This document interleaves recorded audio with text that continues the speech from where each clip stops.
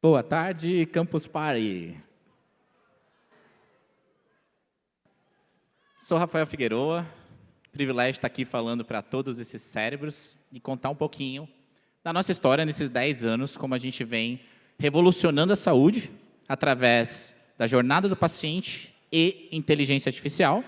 E além de contar ali os passos da jornada, eu vou também trazer bem para a realidade nossa aqui e como a gente está contribuindo com o Estado do Piauí num programa de saúde digital que já está revolucionando 75 cidades e em breve vai estar no estado inteiro. E um dos temas aqui é como tudo isso foi desenvolvido, então vai ser uma palestra com vários toques bem técnicos, assim. As parcerias que nos permitiram fazer isso, como, por exemplo, a Google, a Amazon, a ONU, a Unicef, eu vou comentar um pouquinho de cada uma aqui, e a trilha de empreendedorismo que nos permitiu atingir o sucesso nesses 10 anos. Para abrir, eu vou começar com um vídeo curtinho de 2 minutos, que é em parceria com a Google, contando um pouquinho de como começou a nossa história. Para dar o contexto, esse vídeo ele foi gravado numa cidade chamada Coari, então você vai de avião até Manaus, 24 horas de barco, e aí chega nessa cidade que tem várias comunidades indígenas no redor, e é um deserto médico, não conseguia se encontrar um cardiologista, um neurologista. E é aí que a gente entra contando um pouquinho dessa história. Então vou pedir para começar com o vídeo.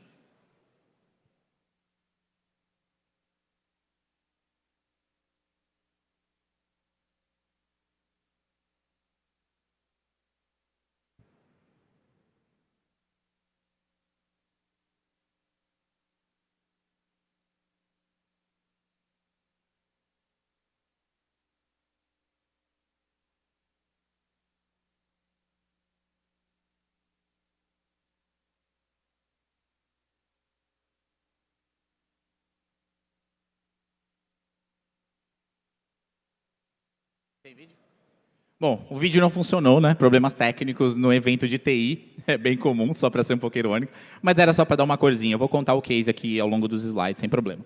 Então, pessoal, quando a gente começou essa jornada, ou seja, 10 anos atrás, nós já nascíamos com esse conceito de integrar a jornada do paciente com AI para salvar vidas, ou seja, muito antes do boom do ChatGPT, né? A gente começou essa empresa em 2013. Um pouquinho do meu back, eu estudei economia na Federal de Santa Catarina, hoje em dia eu moro em Floripa, apesar de ser nascido em São Paulo, e antes dessa empresa eu tive outras 3 startups, ou seja, as tentativas das anteriores foram a fundação de sucesso dessa, e eu também tive a oportunidade de trabalhar no Google, eu trabalhava no Google Maps, e hoje a Google é uma das nossas maiores parceiras, né? Então acabou que tudo foram passos aí trilhados para chegar nesse ponto.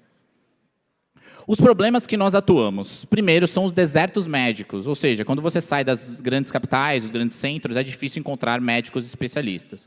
O segundo desafio é a falta de interoperabilidade, que eu acredito que todo mundo aqui já viveu em algum sentido, que é você não ter, por exemplo, um histórico do seu atendimento. Se você vai daqui para Picos, daqui para Bom Jesus, nem o SUS tem o histórico. E mesmo que você tenha um convênio, como uma Amil, uma Unimed, se você tem a Unimed aqui em Teresina e vai para São Paulo, não vai ter o histórico. Então, esse é um grande desafio do setor de saúde em geral. E o terceiro é a ineficiência, né, que acaba tornando tudo muito caro, em termos de valores. Como que a gente resolve isso? Agora, entrando na parte mais técnica. Então, essa é a nossa plataforma completa, tá, que nós desenvolvemos ali ao longo dos 10 anos. Quando a gente começou, em 2013, era aquele pedacinho de baixo chamado exames e laudos. Ou seja, vinha um exame da Amazônia de coração, um cardiologista de São Paulo olhava, fazia o diagnóstico, né, o laudo do exame, e isso voltava para a Amazônia. Foi assim que iniciou. E, ao longo dos anos, nós fomos trazendo o contexto clínico do paciente, ou seja, a jornada completa. Então, dos exames e laudos, fomos para hospitais, laboratórios, farmácias, SUS, saúde populacional e atenção primária, tendo realmente uma visão completa de todo o paciente. E na outra ponta é como a gente oferece isso. Ou seja, o lado da esquerda ali, pense como integração, TI mesmo ali, trazer dados de múltiplas bases e entregar isso na ponta num app de telediagnóstico, exames e laudos, num app de teleconsulta, que é falar com o médico ali na câmera, e numa série de algoritmos de aprendizado de máquina que orquestram toda essa operação. Com essa plataforma, hoje nós somos já uma das líderes globais, então já passaram pelo nosso software, ao longo desses 10 anos, mais de 30 milhões de pacientes. Isso nos coloca em torno aí da terceira maior do mundo, em número de vidas, e a maior da América Latina. São em torno aí de 15 mil unidades de saúde integradas. Nós temos 10 mil médicos hoje que trabalham na nossa equipe, servindo todos esses 30 milhões de pacientes, e essas bandeirinhas aí são onde nós temos atividades, sejam de pesquisa e desenvolvimento ou operações. É uma plataforma omnichannel, claro, como tudo tem que ser hoje em dia, então ela é web, Android, iOS. Nós também trabalhamos muito no conceito de embarcar as nossas SDKs dentro de aplicativos de terceiros, e esse pensamento de ecossistema de aliança, com certeza, nos ajudou muito a crescer, porque várias outras empresas de telemedicina, em vez de nos verem como concorrentes, nos veem como aliados, powered by Portal. E aí a gente coloca as nossas funcionalidades dentro de aplicativos terceiros. Isso acabou gerando todo um ecossistema ao redor da empresa. E essa é a primeira dica que eu vou comentar aqui em termos de desenvolvimento, que é pensar em ecossistema, né? Então, tem várias formas da gente concorrer, né, com uma outra empresa que, na verdade, pode ser uma parceira. E tem várias formas de crescer. Se a gente for brigar no B2C, né, ou seja, servir diretamente o usuário, é pesado em capital em termos de marketing, sendo que há toda uma trilha de crescimento B2B que você vende para empresas, né? Então, você embarca as suas funcionalidades numa empresa terceira. E, com certeza, esse pensamento de aliar em vez de competir foi chave para a gente crescer tanto e atingir esses 30 milhões de vidas. Agora, começando a falar dos desafios e como a gente resolveu. Quem não é tão novo aqui vai lembrar que há 10 anos atrás, o hype do momento era IoT, Internet das Coisas. Falavam muito disso, que vai ter 1 trilhão de devices conectados. É quando a gente começou a empresa. Depois foi Big Data e agora é AI. Né? Foram os 3 trends, né? As 3 grandes tendências nesses 10 anos que a gente está trabalhando. E nós surfamos essas tendências. Eu tenho orgulho, inclusive, de falar isso. Em qual sentido? Quando há um alinhamento global em cima de uma tendência de tecnologia, isso, consequentemente, alinha tanto interesses, quanto políticas públicas, quanto fomento, subvenção. Então, nós construímos essa plataforma com muito apoio do ecossistema de inovação brasileiro.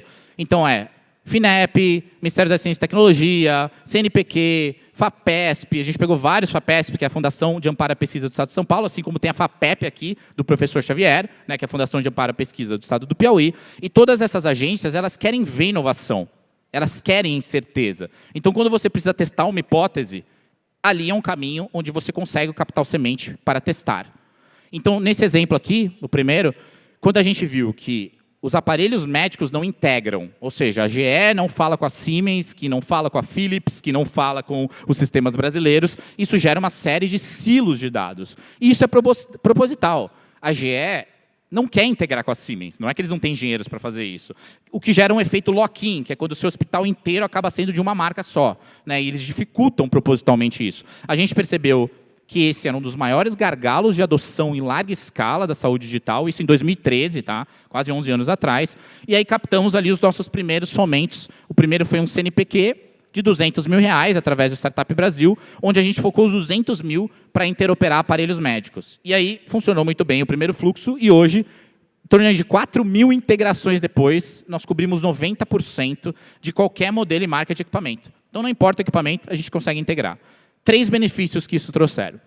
Primeiro, velocidade de implantação / custo de implantação. Então, como não há necessidade de trocar o parque instalado do hospital, da clínica ou do laboratório, a gente integra no que já existe, isso permite uma implementação muito rápida e, ao mesmo tempo, com um custo muito menor, porque não há necessidade de substituição.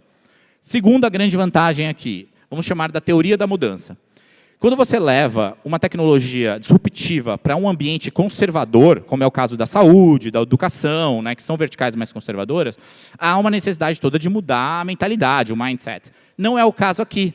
Por quê? Como a gente integra em aparelhos que já existem, né, os heróis do nosso fluxo são os técnicos de enfermagem e os enfermeiros. Eles estão na ponta, no dia a dia. E eles já sabem operar esses aparelhos. Então, eu não preciso chegar para aquela enfermeira do Amazonas que há 20 anos faz eletrocardiograma e fala, olha, troca tudo, aprende essa ferramenta nova. Não. Faça o exame como sempre foi feito. E aí a gente abstraiu a dificuldade para o nosso lado. Então, nós extraímos o dado bruto do aparelho, jogamos para outra ponta, o médico faz o laudo e retorna, sem ter essa necessidade de retreinar quem está na ponta. E a terceira vantagem é que nós agora geramos um dos maiores datasets, um dos maiores conjuntos de dados do mundo, porque a gente está coletando os dados brutos, raw data, desses milhões de vidas, né, em milhares de unidades de saúde. Então, essa é a primeira grande vantagem aqui. Uma vez que foram feitos esses exames, eles imediatamente são mostrados aos profissionais de saúde, né, nesse visualizador aqui. Esse visualizador também é um segundo caso agora que eu quero mencionar de pesquisa e desenvolvimento e de inovação aberta. Então, um exame que é feito aqui, como eu mencionei, a enfermeira ou o técnico de enfermagem vai apertar um botão e ele vai aparecer nessa interface. Como foi a história dessa interface? Aí foi o nosso segundo desafio. Uma vez resolvido a integração a aparelhos médicos, nós tivemos aí todo um desafio de escala com milhares de médicos. Como que a gente conseguiu vencer a questão de produtividade e de risco? Essa foi uma parceria com a Google, com o Hospital Israelita Albert Einstein, que é a referência, né, da América Latina em termos de hospitais, com uma subvenção de 1,5 milhão da FAPESP. Nós juntamos ali 200 pessoas, fizemos várias dinâmicas ao longo dos meses para desenvolver essas interfaces. Por questão de tempo aqui, eu vou mostrar só uma, que é de cardiologia, mas funciona igual para todas. Então, ali na esquerda, vocês estão vendo um exame. Lembrando que aquele exame veio direto do aparelho, na integração que eu mostrei no slide anterior. Chega para o médico em segundos. À direita, que tem alguns botões ali, aquilo é uma árvore de decisão baseada em probabilística de linguagem, tentando chegar no diagnóstico com o menor número de cliques possíveis. E onde que a gente se baseou aqui em termos de experiência do usuário, UX e UI? No Airbnb, no Uber, no iFood.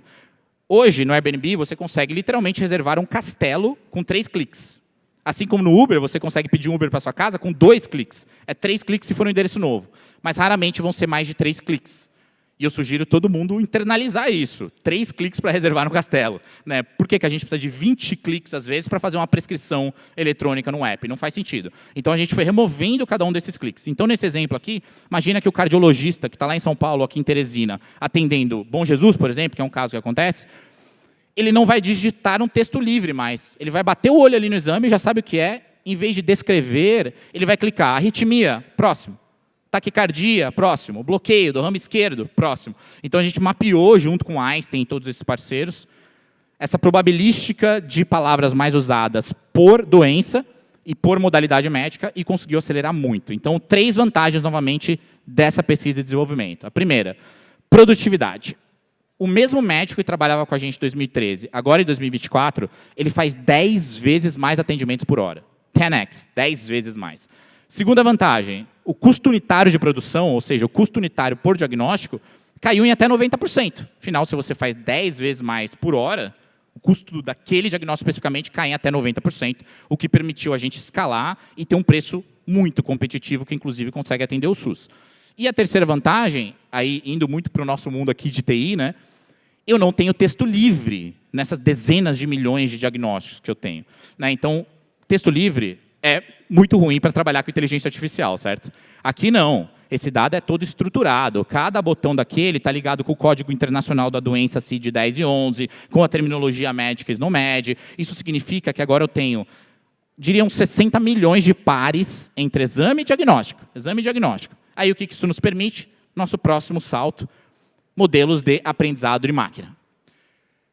Essa aqui já foi também com fomentos, FAPESP, esse foi muito forte em parceria com a Google e com a DeepMind, que é o braço da Google de inteligência artificial da Inglaterra, onde nós anonimizamos essa base gigantesca de dados e começamos a treinar uma série de algoritmos.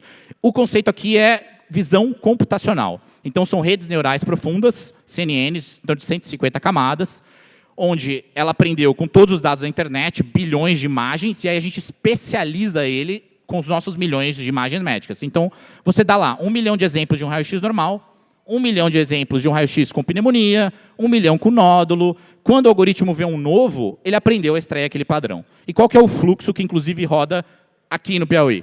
Imagina que foi feito um exame lá em Piripiri, que é uma cidade que a gente está rodando, por exemplo. Esse exame vai usar aquela integração que a gente comentou e direto do aparelho ou do sistema para o médico que vai laudar, só que antes disso ele passa pelo aprendizado de máquina. Então, nós anonimizamos aqueles milhões de exames, ali na imagem, chega uma imagem nova, acontece a detecção da doença, essa detecção faz uma triagem, ou seja, ontem, por exemplo, em um dia, nós vimos mais de 10 mil pessoas em um dia. Tá? Como priorizar aquele paciente que está tendo um ataque cardíaco, ou um AVC, um derrame? O robô vai colocar um score de risco naquele exame e subir ele na fila. Então, não importa que tenha 2, 3, 4 mil. Vai ser classificado, sobe na fila, chega no médio em segundos e ele devolve o resultado. Detalhe, ó, laudo por especialista. É sempre o médico que está fazendo o diagnóstico, e não a IA. Mas a IA fez a priorização com a classificação de risco. Na sequência, imagina que o médico errou. Tá? Vou voltar nesse exemplo aqui, dar um exemplo que pode ser de coração ou de raio-x, que são os nossos dois melhores algoritmos. Tá? Então, imagina que aqui no raio-x, o algoritmo detectou um nódulo de câncer estágio 1. Isso significa 3 milímetros. É um nódulo bem pequenininho. E ele não viu e clicou normal. Quando há uma discrepância, ou seja, o laudo do especialista discorda da inferência da máquina, o sistema tem um gatilho que envia para uma segunda opinião automática.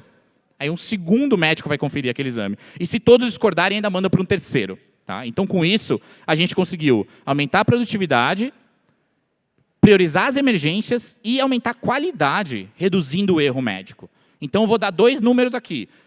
Pega a nossa IA, por exemplo, de eletrocardiograma. Ela tem um acerto na casa aí de 89%. Tá? O médico, para eletrocardiograma, tem 95%. Mas ambos erram. Mas a combinação homem-máquina chega a 99%. E é isso que eu acredito que a IA vai nos ajudar cada vez mais, empoderando e não substituindo. Próximo ponto que eu quero comentar aqui é em relação à ética em IA, e que em algumas verticais como a nossa de saúde é muito relevante. Né? Ou seja, qual é o critério de decisão que a IA tomou? O que hoje é muito difícil entender no ChatGPT ou no Gemini, por exemplo. Você faz uma pergunta, ele te dá uma resposta, mas é uma caixa preta. Você não entendeu o que está por trás daquilo. Isso é complicado em saúde. Então, aqui são 2 exemplos. O da esquerda é explicabilidade, alguns também chamam de interpretabilidade, que de uma forma bem simples também usa redes neurais, mas ele acende os pixels que chamaram a atenção da IA para fazer aquela classificação. E o da direita é diversidade ou fairness, onde ele avalia qual é a precisão do algoritmo para diferentes faixas etárias, para diferentes gêneros, para diferentes etnias. Então, nós temos, por exemplo, parceria com a COIAB e CONAC, que são os indígenas e os quilombolas, para garantir que os algoritmos sejam inclusivos. Na sequência, esse eu vou passar bem rápido, a gente foi daí para o mundo do Big Data, então, aquela dificuldade dos pacientes que não têm histórico, nós resolvemos primeiro com biometria facial, que vocês já devem ter feito, tira um selfie, tira uma foto do documento, mas mais do que isso é o conceito do índice master de paciente que consegue fazer a fusão. Então imagina que esse paciente aqui, Rodrigo Moraes, foi no hospital 1 e usou RG, mas no hospital 2 ele usou a CNH. O sistema não sabe que é o mesmo mais, nem o SUS, tá? Que é um sistema único de saúde, sabe. Essa ferramenta vai cruzar nome do pai, da mãe, RG, CPF, data de nascimento, tudo que existe nos diferentes bancos de dados para ter certeza que aquele é o Rodrigo, e aí faz uma fusão e gera uma linha do tempo única, não importa aonde o Rodrigo visitou. Nós fazemos as mesmas coisas também para terminologia médica, então vou dar o exemplo aqui do remédio, que é fácil de entender. Todos esses são nomes comerciais para a mesma droga. Dorflex, Laxmed, toda a mesma droga. Então a ferramenta consegue fazer uma conversão de todos os nomes comerciais nos princípios ativos, e com isso a gente consegue reconstruir qualquer base de medicamento e, por exemplo, fazer prescrição eletrônica, trazer um histórico de prescrições físicas que foram feitas nas unidades de saúde e ter um identificador único. Então, percebam, identificador único de paciente e identificador único da terminologia médica. E tudo isso é agrupado numa ferramenta de gestão de saúde populacional, que é uma central de comando que os convênios usam, a Secretaria de Estado de Saúde de São Paulo usa, e a gente começou lá atrás, né, em São Paulo, com o Alckmin, depois com o Dória, agora com o Tarcísio, então já são 3 governadores que usam essa ferramenta, e claro, aqui no Piauí, com o Rafael Fonteles e a CESAP, no papel ali do secretário Antônio Luiz, tem acesso a essa central de comando. E, por fim, nosso aplicativo de teleconsulta, e aí eu vou entrar especificamente alguns minutos aqui sobre o Piauí, onde, além de você conseguir clicar e falar com o médico, ter tudo que eu mostrei ali em termos de histórico, você ainda consegue medir os seus sinais vitais na câmera. Então, você olha 30 segundos na câmera e ele vai extrair, com 90% de precisão, seu batimento cardíaco, frequência respiratória, variabilidade cardíaca e principalmente a pressão arterial. Pressão arterial ali, sistólica e diastólica, sem pulseira, sem nenhum hardware, só com celular ou webcam. Isso, inclusive, já está implementado aqui no Piauí, e aí a gente consegue fazer telemonitoramento. O fluxo completo, então, pessoal. Primeiro, a pessoa vai tentar uma telemedicina, vai tentar falar com o médico, aí tem os sinais vitais, falou com o médico, não resolveu, pedindo para ir na unidade. Então, aqui ele começa com atendimento médico na unidade de saúde, uma técnica de enfermagem realiza o exame, triagem da IA, alerta a emergência, envia para o médico, que faz o laudo e a consulta se precisar. Isso leva à recuperação do paciente. Agora aquela unidade se tornou uma unidade de telecardiologia. Qual que é o resultado de tudo isso? Tá? E a gente tem muito dado histórico e publicação científica mostrando esses resultados. 1 ano rodando em uma cidade, com todas essas ferramentas implementadas. Redução de mortalidade em 45%. Custo por paciente, 18 meses. Redução do custo por paciente em 30%. E, por fim, o da direita ali, redução do custo de transporte de ambulância em 28%, consequentemente, de emissões de CO2. Então, ainda tem um lado de sustentabilidade aí de você evitar tantas viagens. Mas, com certeza, o indicador principal é o do meio ali. 12 meses, uma redução de 45% de mortalidade. Esse estudo foi feito em conjunto conosco e a ONU. É sem precedentes. E isso só é possível usando todas essas ferramentas que eu mencionei agora. E aí vamos então trazer para a nossa realidade aqui do Piauí, né? Então, eu mostrei o arcabouço desses 10 anos e desde 1 de janeiro do ano passado, né, já no governo do Rafael Fonteles, nós fomos contratados em parceria com a Integra. A Integra Saúde Digital, ela faz parte do grupo, ela é uma startup aqui de Teresina, que incorporou todas essas nossas ferramentas e faz essa entrega na ponta para o cidadão piauiense. O nome desse programa é Piauí Saúde Digital, é um programa da CESAP, onde nós somos a plataforma e esse grupo médico, né, e a Integra faz essa execução na ponta. E, de uma forma bem breve, nós começamos ali em cima, em Cocais. Quem daqui conhece Piripiri? Levanta a mão. Oh, o povo conhece bem, já devem ter ido no Pirifolia, né? Por isso que conhece. Piripiri foi nosso piloto ali com a prefeita Jove. Nós rodamos ano passado durante 6 meses e nesses 6 meses zerou todas as filas de Piripiri. Ou seja, todo cidadão teve atendimento de neurologista, cardiologista, pediatra, psiquiatra, nutrição, dermato, assim por diante. Filas que eram 200 dias foram todas eliminadas ali. E aí foi aprovada a expansão desse piloto para o estado inteiro. Então, a gente começou agora, em janeiro de 2024, essa expansão, e em mais ou menos 5 meses, nós atingimos agora 76 cidades implantadas com cobertura para população total. Então, nós começamos ali em cima, na regional de Cocais, depois Carnaubais, onde a cidade de polo ali é Campo Maior, com certeza vocês conhecem, eu adoro o Brownie, que tem ali na frente do lago. Ali embaixo, o Vale do Rio Guaribas e a Chapada do Vale do Rio do Itaim.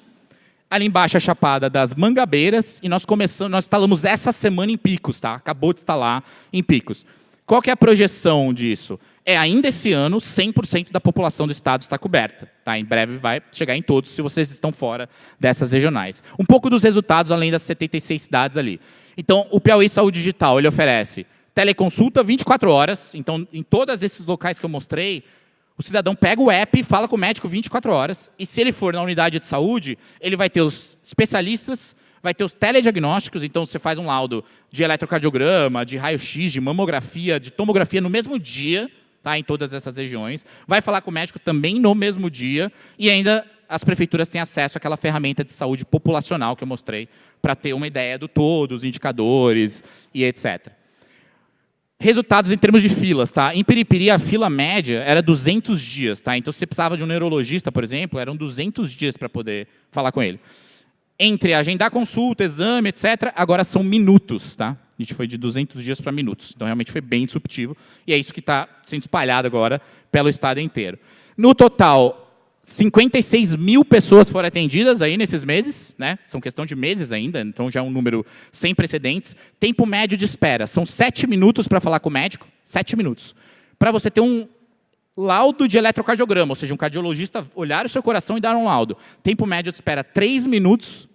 100% dessas filas foram zeradas, já em 8 especialidades, ali dermato, pediatria, nutrição, cardiopata, e 76 cidades já foram implantadas. Outros 2 números interessantes, já são 800 mil piauienses cobertos, em torno de 400 UBS no programa, e até o fim do ano a gente vai estar em Teresina em todas elas. Como que você acessa isso? O aplicativo chama Piauí Saúde Digital. Está na App Store, está na Play Store, acessa o app, se cadastra, vai detectar que vocês são do Piauí, e tem acesso 24 horas a tudo isso que eu mostrei aqui. Então, esse é o Piauí Saúde Digital, que está na prática, colocando todas aquelas ferramentas de integração, jornada do paciente em inteligência artificial, tudo aquilo que eu mostrei, sinal vital na câmera, a IA detectando as questões do eletrocardiograma, estão rodando aqui disponível para vocês. E aí, por fim, pessoal, para encerrar minha fala, eu vou encerrar contando uma última parceria e fazendo um convite aqui para vocês. Tá? Essa parceria foi com a ONU e a Unicef. Tá, então, bom, imagino que todo mundo conheça a Nações Unidas. Né? Então, a gente primeiro teve uma interação com a ONU em Genebra em 2019, onde nós ganhamos um prêmio como uma das top 10 empresas do mundo acelerando os objetivos de desenvolvimento sustentáveis. Aí a ONU trabalhou com a gente durante 2 anos em uma série de iniciativas de estudo de impacto. E em 2022, nós fechamos aí uma parceria, recebemos recursos financeiros, inclusive, da Unicef, que é o braço da ONU para monitoramento do desenvolvimento infantil. Cuidar da criançada de 0 anos até 15 anos. Então, tem alguns aqui que estão inclusos ainda na Unicef. Tá? Esse programa tinha o objetivo de criar uma linha do tempo de desenvolvimento infantil. Então, isso que vocês estão vendo aqui na tela são 2 exemplos reais, claro que está anonimizado, né? Onde a gente integrou todos os dados de uma região e o sistema automaticamente cria essa linha do tempo, onde na esquerda é uma criança que tem a vacinação em dia. Então, ali é uma linha do tempo. Vocês devem estar percebendo, na horizontal, aquelas bolinhas, os círculos, são ações de saúde que foram tomadas. Nesse caso, o meu exemplo está focado em vacinação, mas a ideia é acompanhar o desenvolvimento infantil em geral. E na direita é um exemplo de uma criança que estava com várias vacinas atrasadas. Aí eu estou falando de vacinas-chave, assim como pólio, paralisia infantil, né, que são essenciais de tomar. E gera todos aqueles alertas, e isso consegue indicar, de uma forma muito mais visual, o que a Secretaria de Saúde tem que fazer. E um outro ponto relevante é que ele já geolocaliza, claro que está anonimizado, esse aqui é um mapa real, onde cada iconezinho daqueles são crianças. Então, é a criança, onde ela mora, isso já gera uma agenda de visita, onde as agentes comunitárias de saúde, as técnicas de enfermagem vão lá convidar os pais, bater na porta lá e falar, olha, sua criança está com essa questão, vamos participar do programa de vacinação? E aí eu vou dar um exemplo, quando a gente colocou isso para rodar em escala, em uma região inteira, o nosso piloto com a ONU foi em São Paulo. Nós pegamos uma cidade que tinha 56% de cobertura vacinal infantil, mais ou menos metade das crianças. Deu milhares de alertas nesse nosso sistema aqui. Tá? 1 ano trabalhando em conjunto com o poder público, com o município, com as agentes comunitárias de saúde. Em 1 ano, cobertura vacinal nessa cidade, está anunciado no site do Ministério, em janeiro desse ano atingiu 100% de cobertura vacinal. Então, a gente foi de 50 e poucos por cento para 100% em 1 ano, todas as crianças estão cobertas. E é mais um exemplo de como só o aplicativo não resolve. É uma articulação em conjunto com, nesse caso, o governo, né, que usou a ferramenta para tomar ações que, de fato, impactaram muito a vida. Esse projeto foi a primeira vez que a gente trabalhou open source. Então, ele é totalmente código aberto. Nós tivemos desenvolvedores do mundo inteiro contribuindo aqui. Esses desenvolvedores tiveram a chance de interagir com a Unicef, com a Google, receber várias mentorias nossas. Então, foi enriquecedor para ambos os lados. E agora, a boa notícia é que, na semana passada, eu tive a honra de estar na ONU em Nova York, no escritório principal, com o governador Rafael Fonteles e a primeira-dama Isabel Fonteles, onde nós firmamos agora um pacto desse programa ser aplicado no Piauí inteiro. Então, as 224 cidades vão receber esse programa em parceria com a ONU, parceria com a Unicef, e agora esse leque de possibilidades de trabalhar no código aberto, né, se expande para a gente poder fazer esse convite para vocês, ou trabalhar como voluntário, programando código aberto e aprendendo, isso sendo uma trilha para ser contratado, ou então diretamente pedir para ser contratado. Eu não tinha como sair aqui de um Campus Party sem fazer essa chamada. Né? Em termos de parceiros, esse é o meu último slide. Né? Então, nós construímos tudo isso, como eu comentei, com um ecossistema. Né? Então, o MIT, nós participamos do programa aqui do MIT RIP do Estado. Nós fomos acelerados pelo MIT, eu pessoalmente também participei. Harvard, eu tenho a honra de ser o primeiro brasileiro que dá aula magna do Harvard Medical School, dentro da cadeira de ciência de dados. 4 anos seguidos que eu já estou dando essa aula. Os alunos de Harvard trabalham em projetos nossos também.